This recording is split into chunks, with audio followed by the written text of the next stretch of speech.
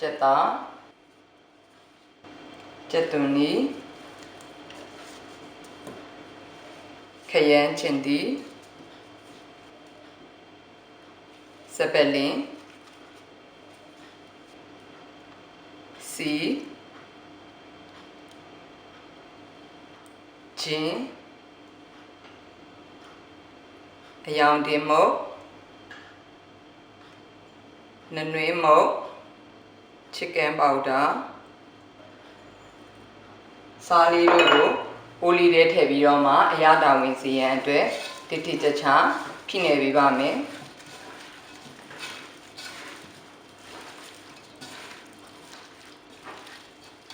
ကျန်ချင်းဒီဖက်ကလေးတွေကြည်သွားစေရန်အတွက်တန်တန်တည်းများလည်းဖိချပြီးနေပြီးတော့ပါမယ်ရှင်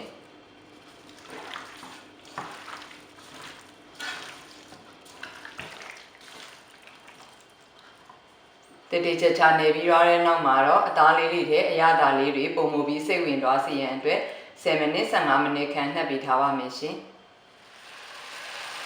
မီးပူချိန်ပြင်းပြင်းလေးနဲ့ချက်ထားတဲ့ဟင်းအိုးလေးစပြီးပူလာပြီဆိုရင်တော့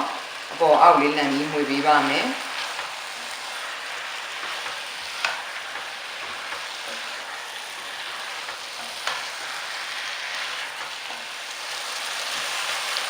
9မိနစ်ခန့်လိုအပ်သလိုလုံးဝကြော်ပြီးအသားလေးတွေရဲ့အပြင်ဘက်ကဒီလိုမျိုးလေးချက်တဲ့အယောင်ပြောင်းလာပြီးခရမ်းချင်တီးလေးလည်းအတော်လေးကြည်သွားပြီဆိုရင်တော့ငါးငံပြာရည်လေးထည့်ချပေးပါမယ်ဘူးတီလေးထည့်ချပေးပါမယ်ရုပ်ဒီစိမ့်လေးထည့်ပေးပါမယ်ပြီးရင်တော့ငွေရောပေးပါမယ်ရှင်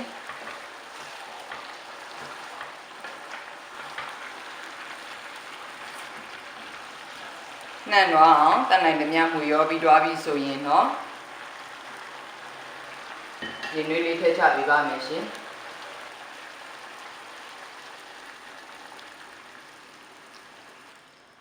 ပြီးရင်တော့အိုးဖုံလေးဖုံပြီးတော့မှဆူလာအောင်တည်ပြီးထားပါမယ်ပွဲဆူလာပြီဆိုရင်တော့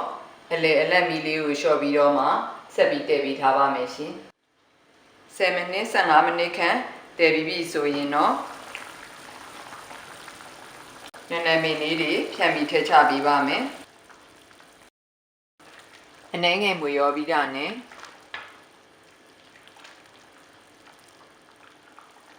သုံးဆောင်ဖို့အသင့်ဖြစ်ပါပြီရှင်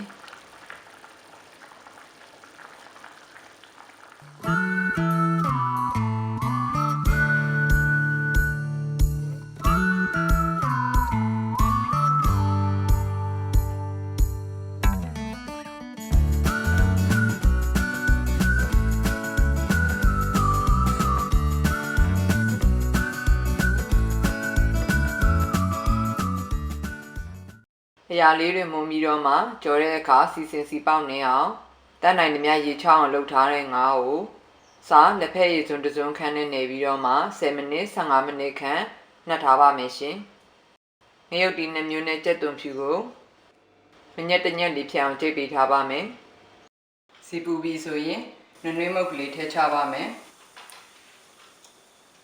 ဒီနော်ငါးလေးတွေကိုပိုးမကျက်အောင်ထည့်ကြော်ပေးပါမယ်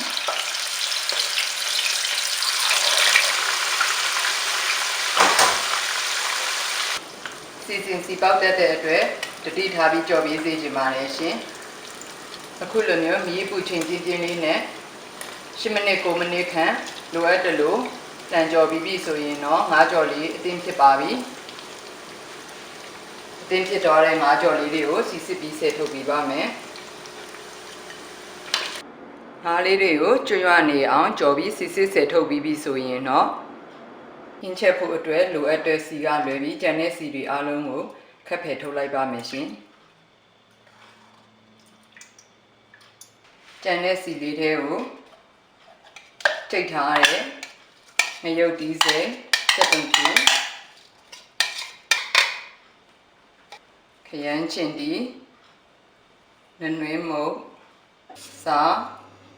chicken powder လေးတို့ထည့်ပြီးတော့မှအလေအလတ်မီလေးနဲ့စတင်ပြီးလုံးဝကြော်ပေးပါမယ်ခရမ်းချင်တီထက်သေးတွေကျဉ်ညက်သွားအောင်တေးတေးချာချာဖိချိန်မှုကြော်ပေးဖို့လိုပါတယ်ရှင်ခရမ်းချင်တီထက်လေးတွေခြေရွားပြီဆိုရင်တော့ငါးကြော်လေးတွေထည့်ချပေးပါမယ်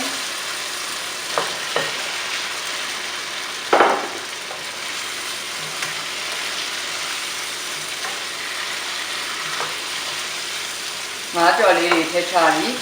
အရသာလေးတွေပြန့်သွားအောင်မိနစ်ဝက်ခန့်တေးတေးချာချာမှုရောပြီးရမယ်ခင်းလေးကသုံးဆောင်ဖို့အတွက်တင်ဖြစ်သွားပါပြီရှင်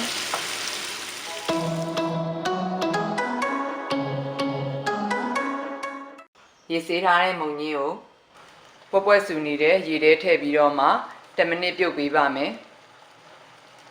ပြီးရင်တော့လုံးဝအေးသွားတဲ့အထိရေထဲမှာစိမ့်ပေးထားပါမယ်မုံကြီးလေးအေးသွားပြီဆိုရင်တော့ရေစေးရေညစ်ပြီးမိနစ်သက်တလို့လီဖြတ်ပေးထားပါမယ်ရှင်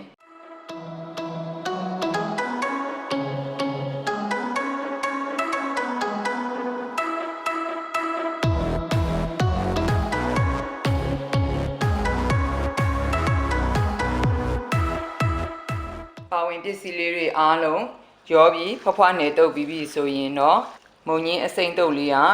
သုံးဆောင်ဖို့အတွက်အသင့်ဖြစ်သွားပါပြီရှင်။